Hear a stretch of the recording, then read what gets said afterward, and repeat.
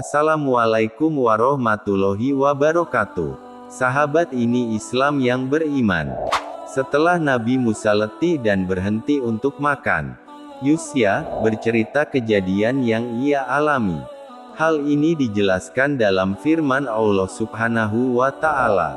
Muridnya menjawab, "Tahukah kamu, tatkala kita mencari tempat berlindung di batu tadi, maka sesungguhnya aku lupa menceritakan tentang ikan itu.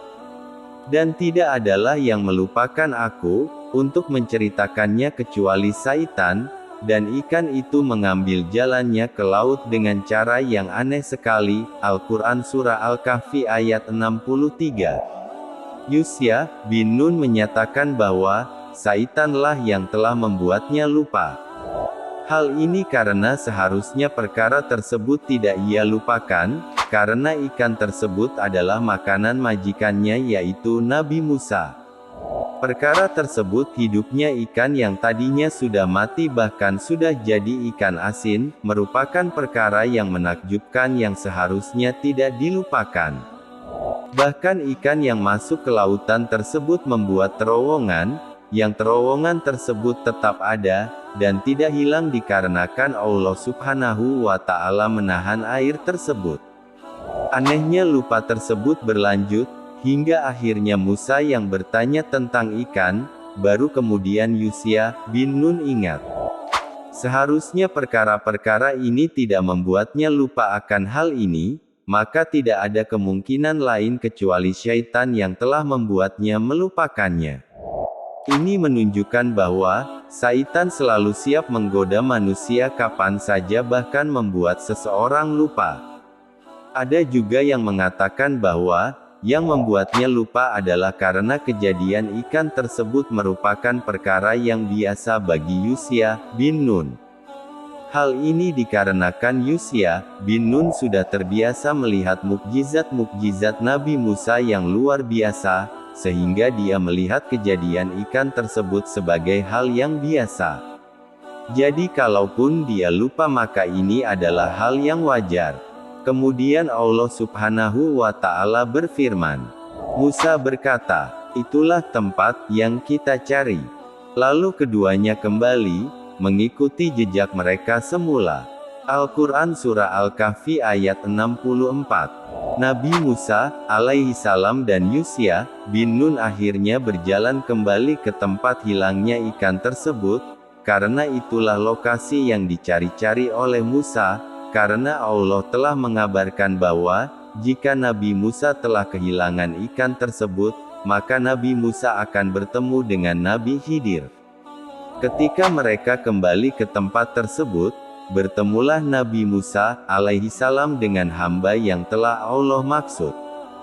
Faedah dari ayat ini sebagaimana yang dikatakan oleh Qatadah yaitu, jika ada seseorang merasa cukup dengan ilmu syar'i, maka seharusnya yang merasa cukup adalah Nabi Musa, alaihi salam, akan tetapi ia berkata, "Bolehkah aku mengikutimu, supaya kamu mengajarkan kepadaku ilmu yang benar di antara ilmu-ilmu yang telah diajarkan kepadamu?" Bahkan Tahir Ibnu Asyur dalam tafsirnya ia berkata bahwa, ilmu yang dipelajari Nabi Musa dari Nabi Khidir bukanlah ilmu yang berkaitan dengan pengaturan Bani Israel, karena Nabi Musa telah memiliki ilmu yang cukup dalam mengatur Bani Israel. Akan tetapi dia ingin mendapatkan tambahan ilmu, sehingga dia bersafar dengan jauh. Nabi Musa meninggalkan dakwahnya demi menuntut ilmu. Akan tetapi menambah ilmu agar bisa berdakwah dengan lebih baik tentu lebih penting. Oleh karenanya dalam hidup ini ada yang namanya prioritas, terkadang kita meninggalkan sesuatu yang penting dalam rangka mendapatkan sesuatu yang lebih penting.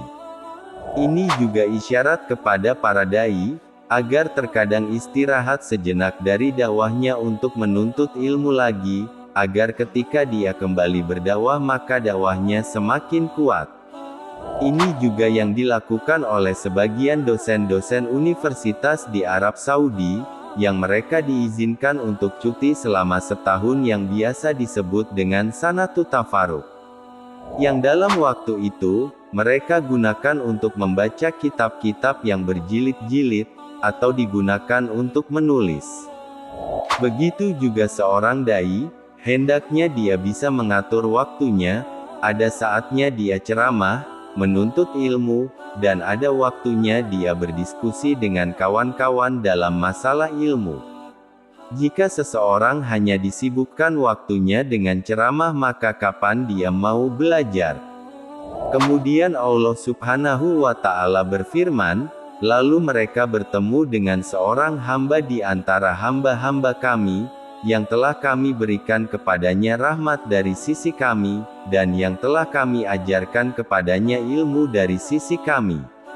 Musa berkata kepada Khidir, bolehkah aku mengikutimu, supaya kamu mengajarkan kepadaku ilmu yang benar di antara ilmu-ilmu yang telah diajarkan kepadamu? Al-Quran Surah Al-Kahfi ayat 65-66.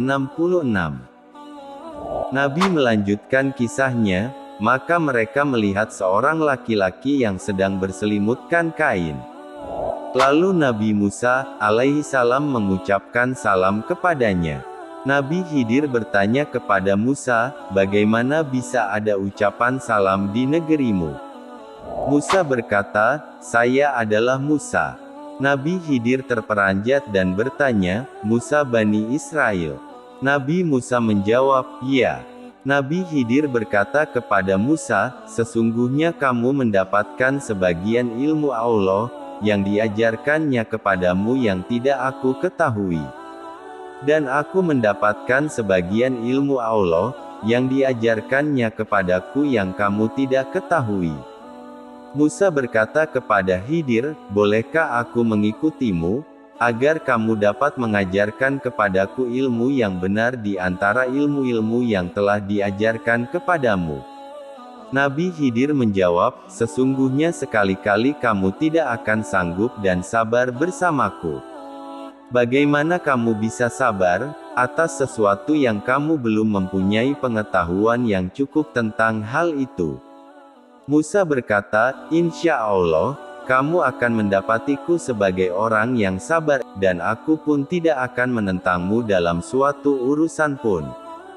Khidir menjawab, jika kamu tetap mengikutiku, maka janganlah kamu menanyakan sesuatu, hingga aku sendiri yang akan menerangkannya kepadamu. Musa menjawab, baiklah.